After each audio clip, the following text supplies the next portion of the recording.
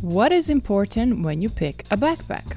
Before you buy anything, you need to think about how many days in average you want to spend hiking.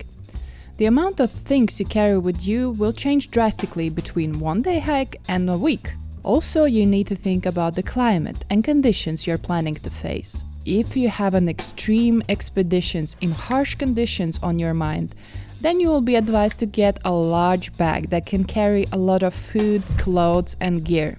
Because the size of the summer and winter sleeping bag, for example, and insulation clothes change drastically depending on the weather. If you're planning to go on this kind of trip, it's probably worth asking your guide for backpack recommendations. Weight. Backpack's weight will depend on its size and whether there is a frame or no. Size. Depends on your height and hip width.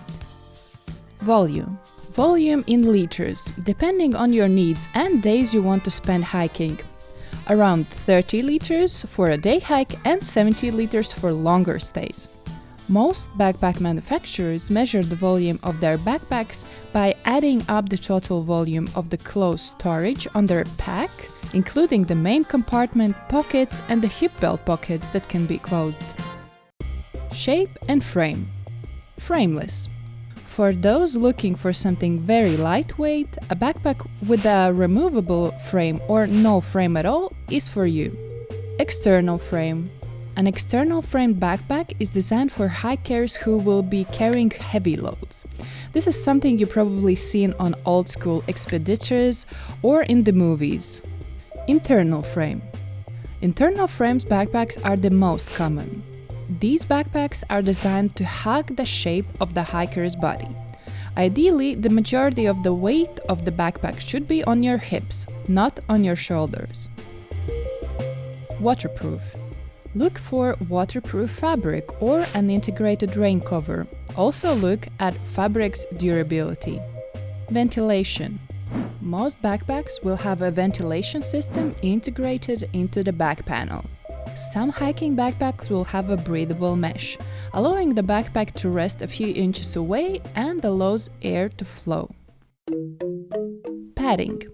Look for adequate padding, because majority of the pack load will sit on your hips. A padded hip belt is important. Hydration-compatible backpacks. This also depends on the weather, and it is very useful if you're hiking in hot and dry climate.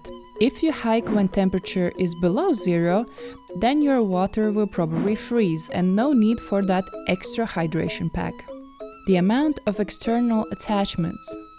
If you plan to carry a lot of bulky gear, you don't have to carry all of it inside the closed storage of the backpack. Sleeping pads, tents, sticks, and water bottles are commonly stuffed into exterior pockets or attached to the sides with straps.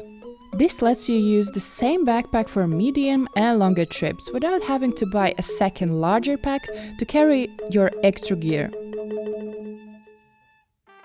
So let's look at this particular backpack in detail. The backpack is actually huge. It says it's 80 plus 5 liters, and I kind of believe this. So what we see here is a detachable hood pocket, main compartment, front pocket, compression straps, side bottle pockets, and loops. I'm very happy that there are a lot of straps, which is good for attaching your gear. I also like that there are many pockets, bottle pockets on both sides, for example. The bottom pocket can give you extra storage. However, there is no rain cover and no compatibility with hydration pack. Many of the straps are adjustable. It is well padded everywhere except the lower back, which will probably get pretty uncomfortable when I use it for a longer period. Also, you see this metal comes out uncovered. I imagine if I use this during the summer, wearing just shirts and t-shirt, it may start to push on skin. However, I can't just tell now, because it's winter outside. The fabric is good at places, but some specific parts feel cheap. Straps feel durable, but some fabric will be damaged probably after a couple of use. The backpack should feel stable on your back. You should not feel any uncomfortable hot spots or rub. It takes a while to adjust the bag when you first get it, especially if you have never used it before. As you can see, the bend of the bag is quite big. I would say it's too big. It would feel more comfortable if frame was bent less. However, I have spoken to other hikers and they said that it's normal. Yes, you get less space in the bag. However, the good thing about this is that air will flow very well through this and you won't get a sweaty bag during the summer.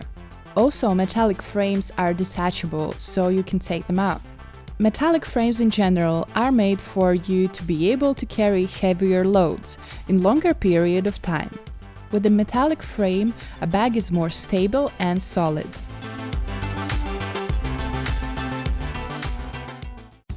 The best way to pack your backpack is keep it light on the top and bottom and put the most heavy things close to your back. Because hiking backpacks can get very expensive, if you're a beginner backpacker, I suggest you buy a cheaper bag at first.